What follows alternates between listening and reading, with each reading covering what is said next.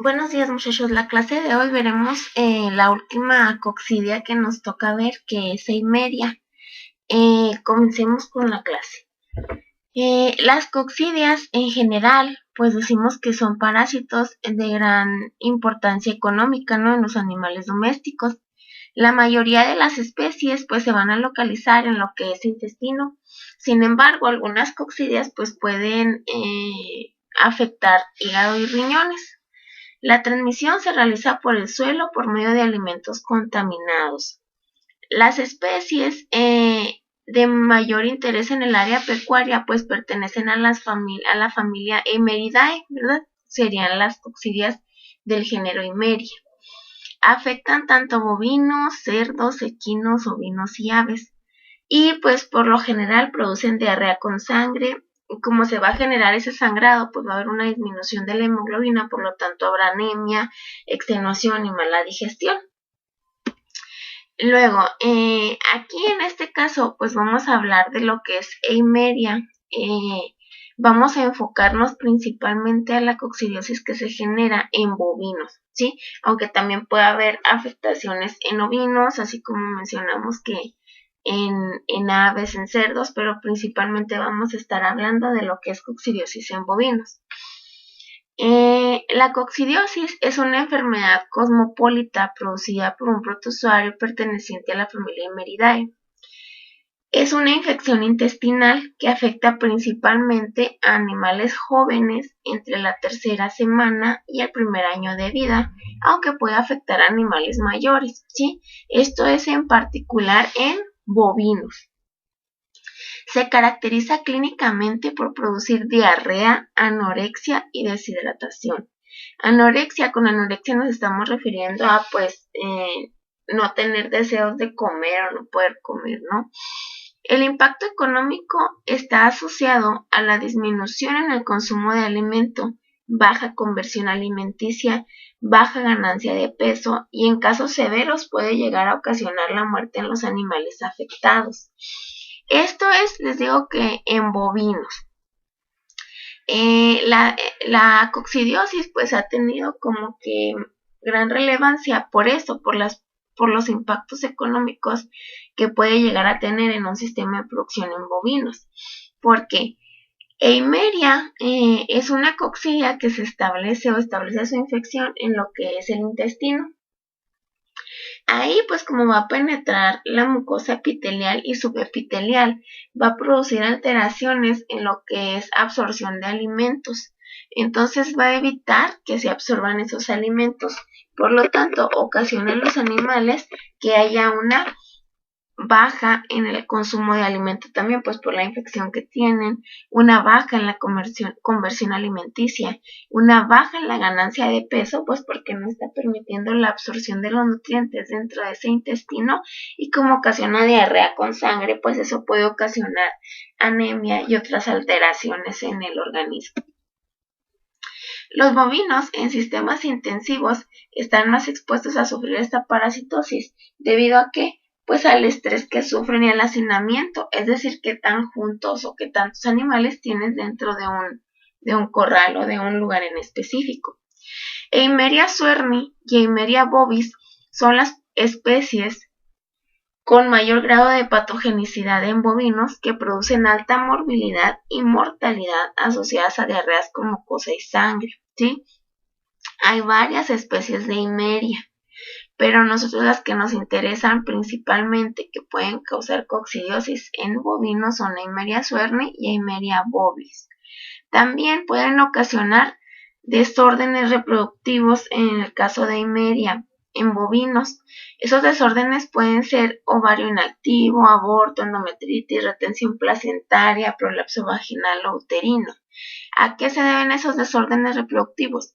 Esos desórdenes reproductivos, digamos que no es su primera consecuencia, sino que es algo indirecto que se ve afectado, debido a que su primera consecuencia van a ser alteraciones en el tracto gastrointestinal. Va a ser la diarrea, con moco y sangre, ¿sí? Luego, la mala absorción que tienen porque está afectando ese intestino. Esa mala absorción de nutrientes es lo que puede ocasionar que se generen esos desórdenes reproductivos. ¿Por qué? Esto se puede deber a una inadecuada absorción de elementos principalmente como hierro y cobre. Entonces, como no se puede absorber esos nutrientes, pues va a ocasionar como daños colaterales en múltiples aspectos o en diferentes sistemas fisiológicos del animal. Bueno, Eimeria vamos a hablar pues de su forma en la cual vamos a hacer el diagnóstico, que es el oquiste. Los oquistes de Eimeria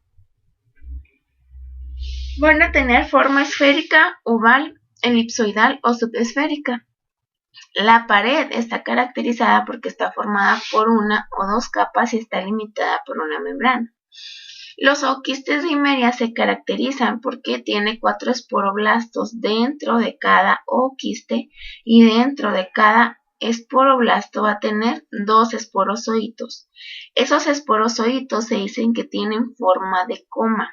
Entonces, esta es la característica principal de los zooquistes de Eimeria, que tienen forma de coma los esporozoitos que se encuentran dentro de ese oquiste. Como se pudiera observar un oquiste de Eimeria, pues como se observa aquí en la imagen, en este diagrama, ¿no?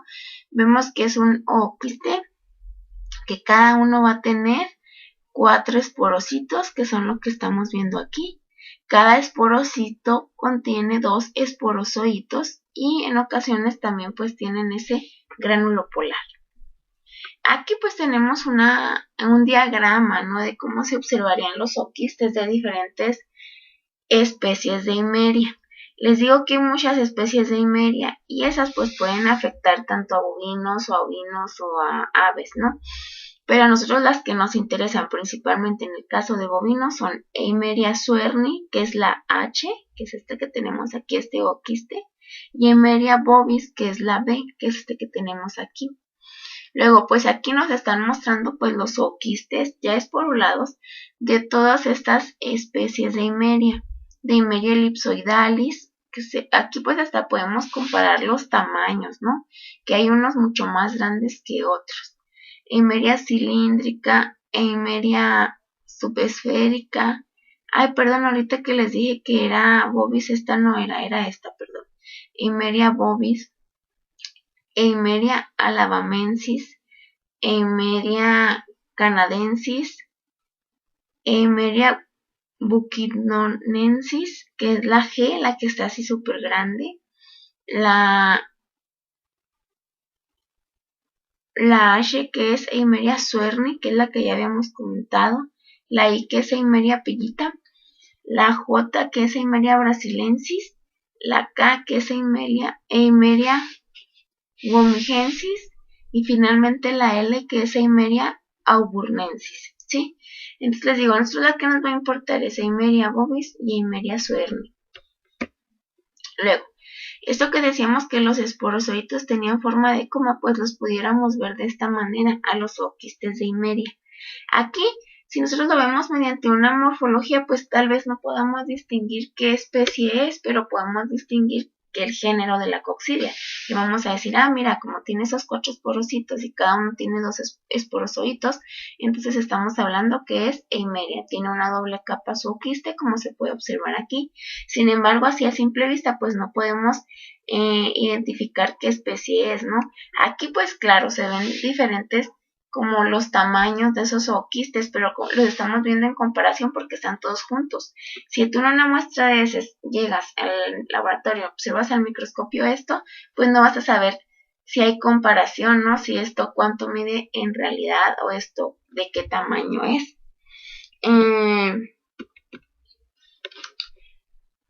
Bueno, aquí pues se observan otras imágenes también de cómo serían las diferentes especies de Eimeria.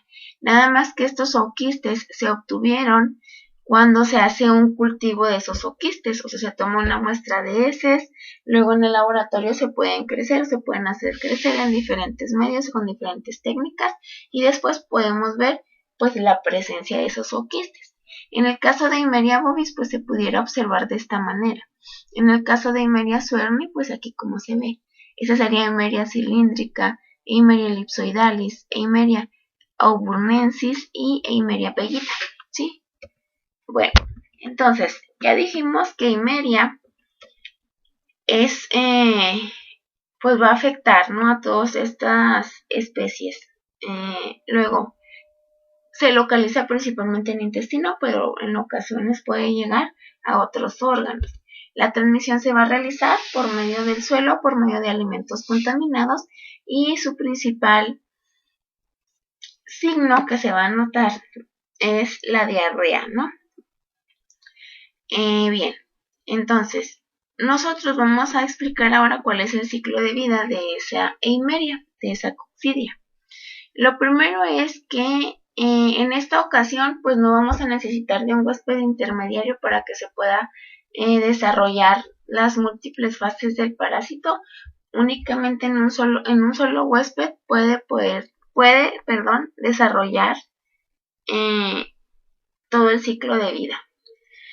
El ciclo de vida comienza con la expulsión de los zooquistes no esporulados junto con las heces, ¿sí? Por eso decimos, los zooquistes no esporulados son eliminados con las heces y adquieren capacidad de infectante en el medio ambiente. Esos zooquistes no esporulados salen con las heces de un animal infectado. Luego, ese medio ambiente debe tener condiciones favorables para que el oquiste esporule. ¿Cuáles son esas condiciones favorables? Puede ser una temperatura de entre 18 y 28 grados centígrados. Si hay una temperatura menor a eso o mayor a eso, no es una temperatura favorable para que el oquiste esporule.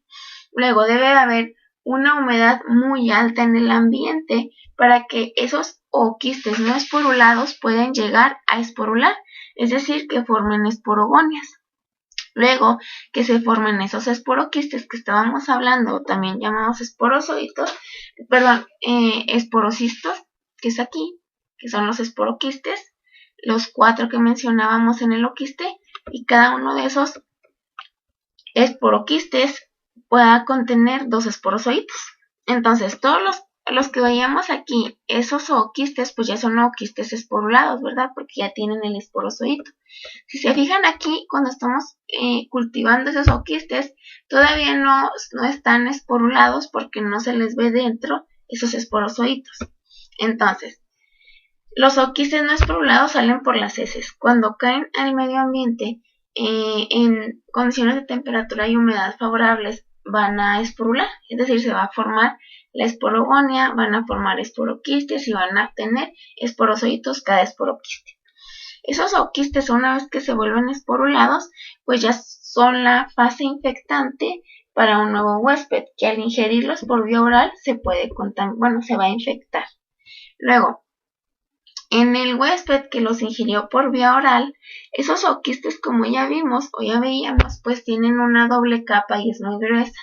Esa doble capa, digamos que se va a romper debido a la bilis y a las enzimas como la tripsina que actúan sobre el ooquiste en el interior de los huéspedes que consumieron ese ooquiste vía oral. De tal manera que cuando se rompe ese ooquiste se liberan los esporozoitos. Esos esporozoitos van a invadir el epitelio intestinal del intestino delgado, sobre todo en la segunda mitad de este, ¿sí? Y ahí, en esa región intestinal, el esporozoito se empieza a redondear y empieza a formarse o empieza a transformarse en trofozoito. Esos trofozoitos se pueden dividir de manera asexual, ¿verdad? Se van a dividir asexualmente y van a generar lo que conocemos como esquizontes. Esos esquizontes de primera generación también son nombrados macroesquizontes o esquizontes gigantes. ¿Por qué se llaman así?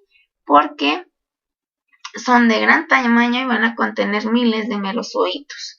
Esos merozoitos van a invadir nuevas células epiteliales y van a originar una segunda generación de esquizontes que van a ser esquizontes de menor tamaño que los de la primera y con escasos merozoitos. Esos esquizontes de segunda generación originan la forma sexual del parásito, que serían las gametogonias, lo que contienen gametocitos y también pues gamontes, ¿no? Esos gametos, la gametogonia es la fase del ciclo responsable de la virulencia. ¿A qué nos referimos con eso? Cuando la gametogonia está presente dentro de un huésped es cuando se va a empezar a ver los signos y síntomas de la enfermedad de la coccidiosis. Cuando llega hasta esta etapa en el ciclo de vida de la coccidia es cuando ya se empieza a notar pues que el animal está enfermo, ¿sí? Luego, la conjunción de los gametos da lugar al cigoto rodeado de una membrana fuerte, que es lo que es el oquiste, que es expulsado al exterior junto con las heces. Entonces, ¿cuál es el ciclo de vida aquí de Himmeria? ¿Sí? Los oquistes no esporulados salen junto con las heces. Un huésped nuevo que no está infectado al momento de consumir esos ya sea alimentos o agua o pues por alguna razón va a ingerir de vía oral los zooquistes esporulados, que es la fase infectante, ¿no? Aquí pues mencionábamos que cuando salen junto con las heces los zooquistes salen no esporulados y pueden esporular en el medio ambiente en condiciones de temperatura y humedad favorables. ¿Qué significa que hay esporulado? Que se haya desarrollado dentro del oquiste la esporogonia. Y la esporogonia contenga los esporoquistes o bien esporocitos, es lo mismo, y cada uno de esos esporocitos, que tiene 4, va a contener 2 esporozoitos. A ese ya es un oquiste esporulado. Ese oquiste esporulado es la fase infectante de Himmeria. Entonces, cuando un animal lo consume vía oral, se va a infectar.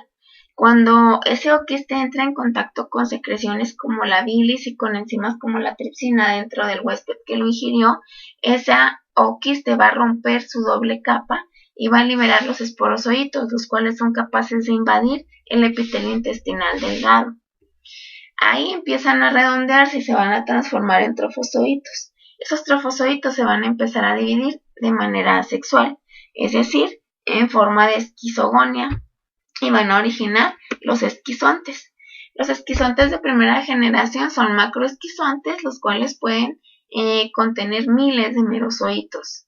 Luego esos merozoitos van a invadir nuevamente a otras células y van a originar esquizontes de segunda generación, que son más chiquitos que los de la primera y pues representarán esos merozoitos de segunda generación la fase sexual, ¿no? del parásito, en la cual pues darán lugar o darán origen a lo que son las gametogonias, las cuales contienen los gametocitos.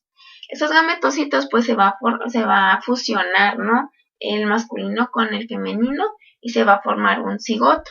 Ese cigoto se va a redondear de una membrana muy fuerte y muy gruesa, que es lo que va a conformar el oquiste no esporulado, el cual va a salir por medio junto con las heces al medio ambiente.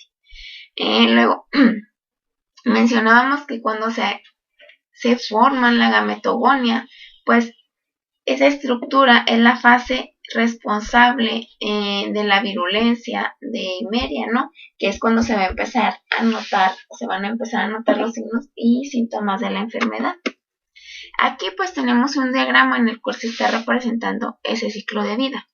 Vemos que aquí hay un oquiste maduro con 4 esporoquistes, luego o esporocistos, y cada uno contiene 2 esporozoitos, ¿sí? Que son los que tienen la forma de la comita. Luego, estos oquistes pueden llegar a estar presentes en el alimento o en el agua, ¿no? Esos pues va a ingerirlos un nuevo huésped, los ingiere por vía oral y se origina la ruptura del oquiste, donde se va a liberar el esporozoito, va a invadir células epiteliales, que son las que se representan aquí. Esto es como si fuera un intestino, ¿no? Aquí está la luz del intestino y aquí están las células epiteliales. Lo va a invadir, se va a comenzar a redondear y va a formar esta forma biológica que se conoce como trofozoito. Se va a empezar a formar un esquizonte. Dentro del esquizonte se van a empezar a formar merozoitos. Cuando son muchos merozoitos se rompe el esquizonte y se rompe la célula epitelial, liberando los miles de merozoitos que tienen, ¿verdad? Acuérdense que decíamos que esto pues tiene un tamaño gigante, están muy grandes. Y vemos pues que se van a liberar esos merozoitos. Y hasta aquí serían los merozoitos de primera generación. Esos merozoitos van a ir a infectar nuevas células epiteliales.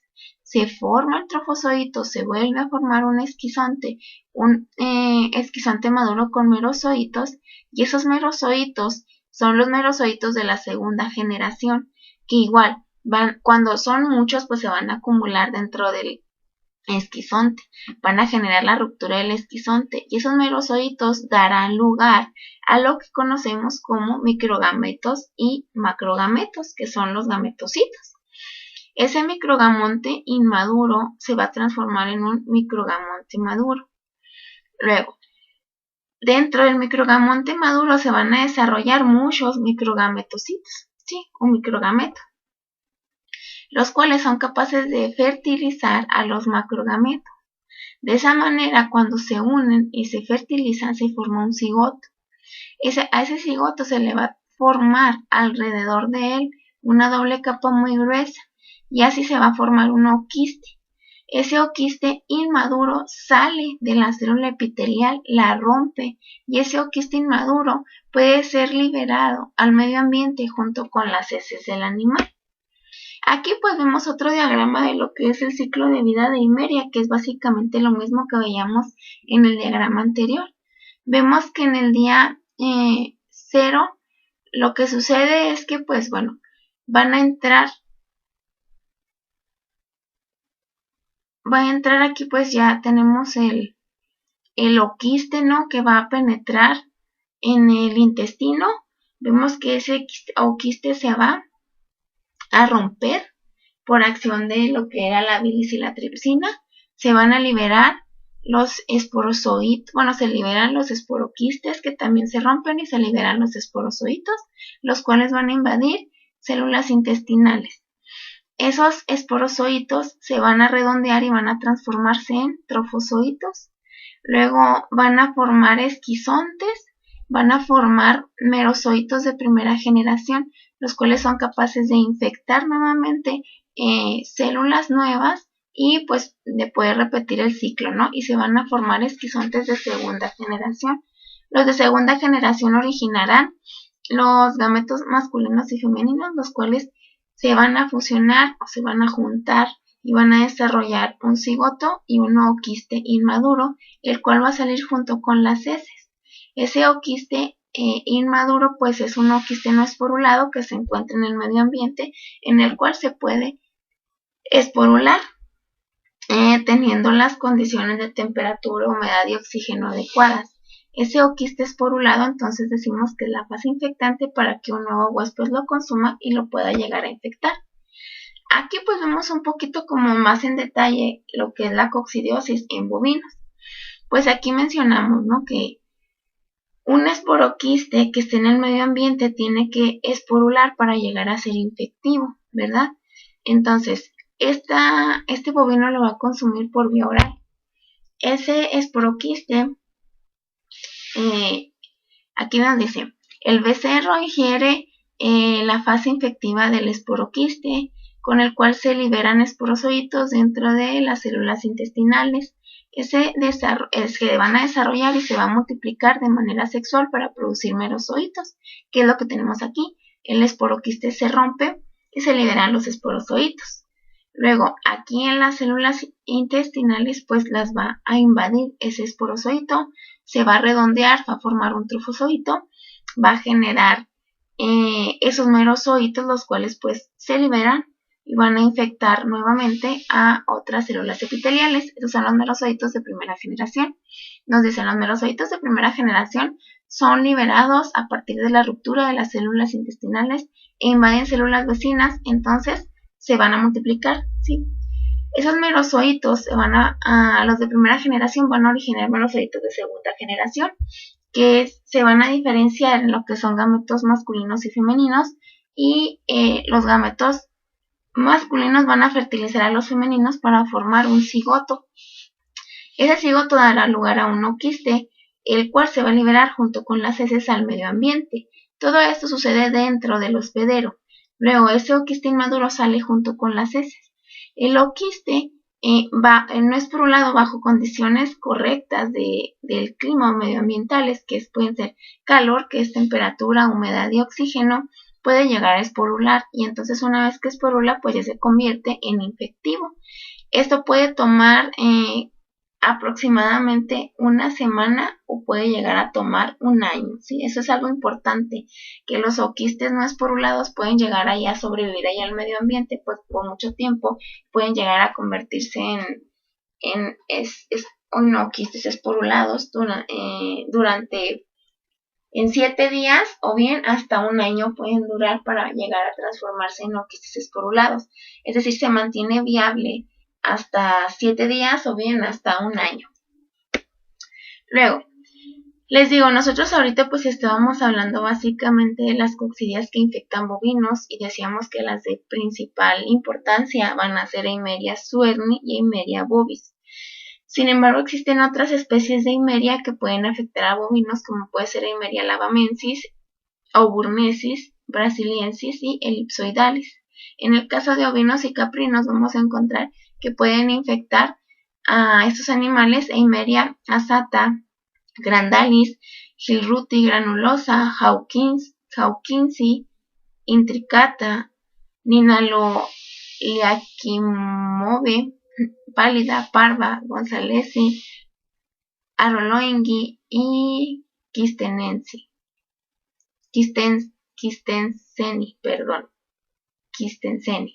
En el caso de las aves, pues las pueden infectar Eimeria cervulina, Eimeria brunetti, Eimeria gani, maxima, mivati, mitis, necatix y tenela. Y en el caso de cerdos, pues puede llegar a infectar Eimeria de Bliecki, Guevarai, Nio de Bliecki, Perminuta, Polita, Porci, Romanina, Scabra, Scrofa, Espinosa y Cerdonis, ¿sí? Bueno, ¿y cómo es la patogenia o cómo es el cuadro clínico que genera Eimeria o la coccidiosis?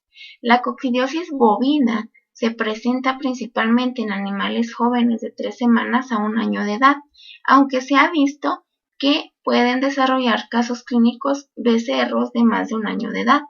También los adultos se pueden llegar a infectar, sin embargo los bovinos adultos van a ser, por lo general, portadores asintomáticos y se infectan al ingerir oquistes esporulados con alimento contaminado o con agua, o bien por lamer el pelo de animales con heces contaminadas, que esto puede suceder muy frecuentemente. La gravedad de la enfermedad depende de la cantidad de oquistes ingeridos.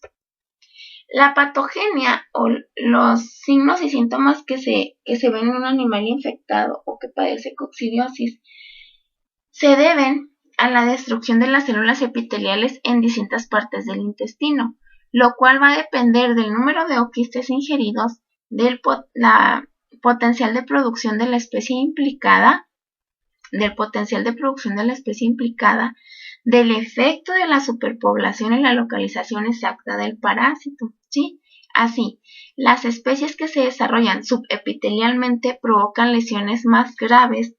Generalmente se va a presentar hemorragias que cuando no se parasitan las células subepiteliales y únicamente se están parasitando las células epiteliales. Las causas que determinan la infección son, es decir, como que si se juntan varios de estos factores, pues son determinantes en el nivel de la infección que va a tener los animales. Puede ser, bueno, en el caso de bovinos, puede ser la mezcla de animales enfermos, portadores y sanos, la variación de la virulencia de la especie e infecciones mixtas en animales jóvenes. A eso es lo que se me había pasado a comentarles, que muchas de las veces cuando se presenta la parasitosis, así la coccidiosis, no únicamente se va a deber a que esté infectando una sola especie de coccidia, sino que hay una mezcla de varias especies de coccidia que esté parasitando al animal. Luego, también va a tener que ver el número de oquistes ingeridos, el estado nutritivo de los animales, que si los animales están sometidos a factores estresantes como temperatura, humedad, transporte y cambio de alimentación, si tienen deficiencia de alguna vitamina o mineral, o si están infectados por algún virus, bacteria o parásito que no sea, pues, Eimeria, ¿no? Luego, ¿qué signos clínicos se pueden observar en un animal infectado? pues puede observarse con debilidad, dolor abdominal, pérdida de apetito, que es lo que denominamos anorexia. Puede tener diarrea con heces amarillo verdosas y con olor a acre.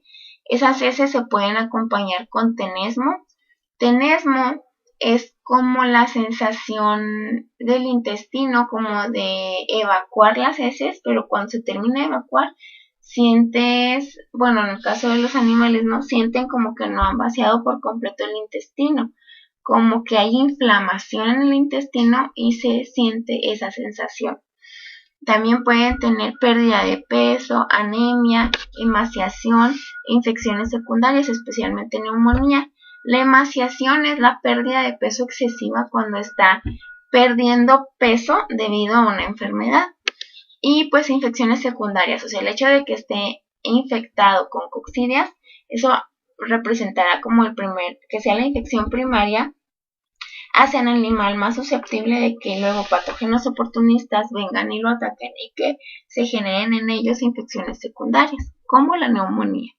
En el caso de coccidiosis aguda, pues se conoce como disentería roja. ¿Por qué? Porque la diarrea es sanguinolenta, con abundante mucosa, incluso con coágulos de sangre, y el cuarto trasero del animal se encuentra pues manchado, ¿no? Por esas heces que está evacuando. En la coccidiosis bovina también puede haber alteraciones en el sistema nervioso, como que pueden ocasionar temblores musculares, tambaleos y convulsiones. Luego aquí es importante también mencionar que si la coccidia invade capas muy profundas de lo que son el intestino, ¿no? En la capa epitelial del intestino, puede llegar a ocasionar necrosis en el tejido. Entonces, ese intestino necrosado, pues no puede absorber ningún nutriente. Imagínense qué tan desnutrido no pueda estar un animal que sufra coccidiosis. El diagnóstico, ¿cómo podemos diagnosticar esta parasitosis? Principalmente pues nos debemos basar en la historia clínica, ¿no? En lo que conocemos como anamnesis. Vamos a observar las lesiones macroscópicas en la necropsia. Se puede obtener varias muestras para ver lesiones, bueno, a simple vista yo las puedo ver, esas lesiones en la necropsia, ¿no? También pues se puede hacer un raspado de lo que es la mucosa intestinal o una impronta de esa mucosa para examinarla pues en el laboratorio. Dentro de esa mucosa intestinal yo la puedo observar bajo el microscopio y pues ver qué es lo que se observa ahí, qué destrucción de células hay, y en lo que respecta a nosotros, qué es lo que principalmente podemos hacer, ¿no? Sería recolectar una muestra de heces y dentro de la muestra de heces identificar y determinar la cantidad de oquistes por gramo de heces que existe para determinar la gravedad de la infección. Nosotros únicamente pues para identificar si hay coccidias presentes o no, podemos obtener una muestra de heces y la vamos a ver bajo el microscopio. Si encontramos oquistes de coccidias, pues entonces vamos a decir, fíjate que ese animal si está infectado por Eimeria, ¿no? Pero si queremos ser un poco más específicos y ver el grado de la infección, eso lo podemos evaluar sabiendo la cantidad de oquistes por gramo de heces que existen. Para ello hay dos técnicas que se pueden utilizar, que es la técnica de flotación centrifugada y la técnica McMaster. Esas pues las vamos a ver con más detalle ya en las sesiones de laboratorio, pero es importante que las mencionemos aquí en teoría. Luego, dependiendo de la cantidad de oquistes por gramo de heces que identifiquemos, podemos catalogar el tipo de infección como infección leve, ligera, moderada o grave. Va a ser una infección grave si por gramo de heces encontramos más de 5.000 oquistes. Es una infección moderada si por gramo de heces se encuentran entre 1.000 y 5.000 oquistes. Es una infección ligera si encontramos entre 300 a 1.000 oquistes por gramo de heces, o una infección leve si hay menos de 300 oquistes por gramo de heces. Luego, ¿qué tratamiento es el que se puede proporcionar a un animal que tenga coccidiosis? Los coccidiostatos y los coccidicidas funcionan porque pueden disminuir las cargas de coccidias de los animales pues, que están infectados. Y el hecho de que disminuyan la carga como que eso ayuda al sistema inmune del animal a fortalecerse, ¿sí? Porque a lo mejor el sistema inmune está tan cansado porque hay tanta cantidad de oquistes infectando al animal que es una carga muy grande y el sistema inmune se ve sobrepasado.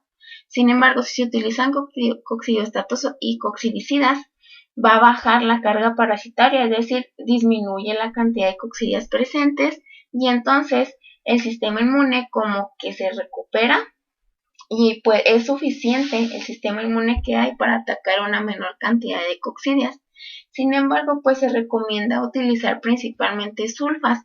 Las sulfas más utilizadas para combatir las coccidias son la sulfaguanidina, sulfaquinoxalina, sulfameracina, sulfabromometacina y sulfametacina. ¿Por qué las sulfas son eficientes o son eficaces para combatir la coccidia? Porque las sulfas actúan sobre los merozoitos, evitando que se desarrollen los gametos, que son los que hacen más daño en los bovinos. Entonces es por esto que se opta por el uso de las sulfas.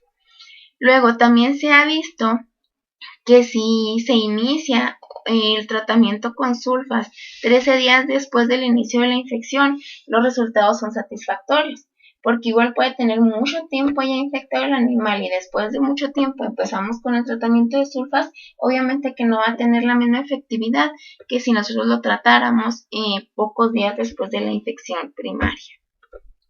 Luego, ¿cómo se puede prevenir la aparición de coccidiosis, en este caso por eimeria, o cómo se puede controlar? Lo principal es pues minimizar los factores de estrés en el sistema de producción, mejorar también las medidas de higiene, teniendo limpieza en los comederos y en los bebederos.